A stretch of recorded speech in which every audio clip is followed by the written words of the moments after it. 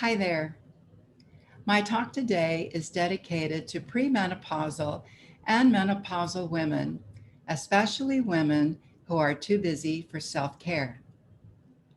Almost two-thirds of Americans with Alzheimer's are women, and Alzheimer is a preventable disease. We don't catch Alzheimer's, we create it, so we can prevent it. Today, I want to share the science behind meditation, its role in Alzheimer's prevention, and why you may want to consider adding meditation to part of a healthy lifestyle. I'll begin in 1949 with the work of a Swiss physiologist, Walter Hess, who won a Nobel Prize for his in medicine and physiology for the description of two centers in the hypothalamus of a cat. One of the points he called the ergotrophic center. When he stimulated it electrically, this, the, it stimulated the sympathetic stress response of fight, flight, and freeze.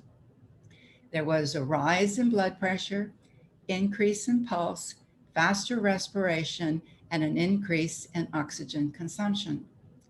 Dr. Hess broke new ground when he demonstrated an additional point in the hypothalamus that, when stimulated, did the exact opposite of the stress response. It elicited the relaxation response. He called this the trophic center, which is associated with the parasympathetic system of rest and restore and relax. It brings about relaxation, sleepiness, and withdrawal from activities, as in meditation. So let me explain why this is important to me. When I retired in 2016, I was sure that I had Alzheimer's. My grandmother had Alzheimer's. My mother died of Alzheimer's. Two of my uncles died from Alzheimer's. So when I was having memory problems, I naturally assumed that I had Alzheimer's.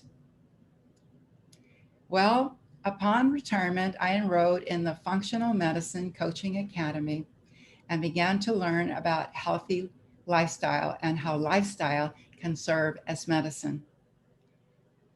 When I finished the course, I had the opportunity to study with a leading researcher in Alzheimer's prevention and Alzheimer's reversal, Dale Bredesen. It was at that time that I knew I had to take the steps to measure. So I went to Restore Wellness Center in Abilene, Texas, and I underwent a MOCA and a QEEG. That's a qualitative EEG. And the results did not show Alzheimer's. They showed ADD, attention deficit disorder. God works in my life, and I had an incredible opportunity to study with Dr. Daniel Amen, one of the foremost leaders in ADD and brain health. Following the second lecture, I made the decision to travel to the Amen Clinic in Atlanta and undergo 3 days of testing. Well, the testing at the Amen Clinic confirmed the results at Restore Wellness Center in Abilene. My memory problems were due to stress, and this stress was affecting the right side of my hypothalamus, the point that Dr. Hess had identified in his research. And I've talked about that in a previous presentation, how ADD and the right side of the hypothalamus can work together to create memory problems.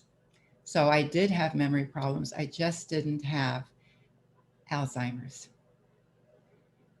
Dr. Hess believed that the presence of both the trophic and the ergotrophic systems must indicate the possibility of an innate, natural way to reduce stress and remove the harmful effects of stress. Well, it took 20 years but Dr. Herbert Benson finally did some groundbreaking research and published it in a book called The Relaxation Response. Dr. Benson described four states: being awake, being asleep, dreaming, and a fourth state. And this fourth state is not a natural state that exists spontaneously, like waking up and going to sleep and dreaming.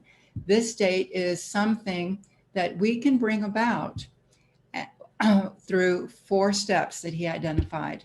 The first step was to be comfortable, to sit in a comfortable position or to lie down on the floor, to be quiet, to remove those things that distract you.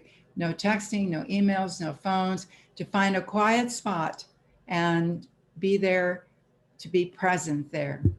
And to use a focus tool. A focus tool could be a word, a thought, paying attention to the breathing, perhaps a sound, either one we create or that one we listen to, or a short prayer. And the fourth element was a mental attitude. When other thoughts come into our mind, we focus back again to our focus tool. And we do this for 10 to 20 minutes. So meditation is not blanking our mind. That is impossible to do. Meditation is the process of creating a restorative state where our body can heal and restore itself. Meditation didn't take off until the 1990s, when new equipment came into being, the fMRI and the SPECT, among others, that allowed researchers to look at the minds of meditators in real time to see what was actually happening. We learned that the brain appears to respond favorably to regular meditation. One 12-minute meditation called Kirtan Kriya has stood out in Alzheimer's research.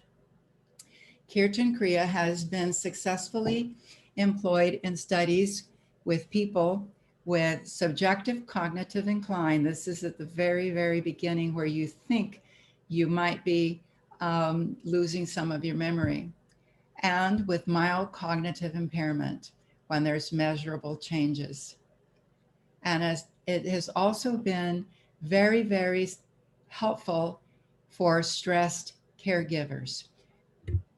Research suggests that Kirtan Kriya enhances memory, decreases depression, regulates the inflammatory genes, upregulates the immune genes, improves insulin and glucose metabolism, and increases telomerase. Now, telomerase, and Kirtan Kriya did it by 43%. This is the largest ever recorded. Telomerase is an enzyme that reverses the loss of DNA on the ends of the genes. This is especially important because Alzheimer's caregivers lose telomerase at an alarming rate. So when you increase your telomerase, you actually are aging backwards, getting younger and stronger and healthier. Kirtan Kriya is safe, it's affordable, it's easy to learn in all ages, from children to senior citizens. It's fast acting, and it has nothing but positive side effects. And it takes only 12 minutes a day to attain measurable changes. Because of all of these things, the Alzheimer's Research and Prevention Foundation recommend Kirtan Kriya to be a part of an Alzheimer's prevention program alongside other potential beneficial modalities such as diet, exercise, mental stimulation, and social activity. For all these reasons, Unity of Abilene, and Rejuvenating Lifestyle, my company, are co-hosting 3 Kirtan Kriya instructional sessions, and these are free instructional sessions on Zoom. Our number is 201 862 2308. To attend, you must receive the password. So you will need to message me on my Rejuvenating Lifestyle page on Facebook, and please include your email. Sessions will be live on Wednesdays, November 4th, 11th, and 18th at 5:30 to 6:30 Central Daylight Time.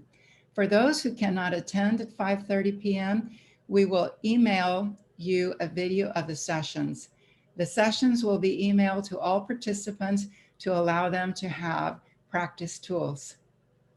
I'm Diana Liz, founder of Rejuvenating Lifestyle for Mind, Body, Health, and Happiness, wishing you a life of flourishing.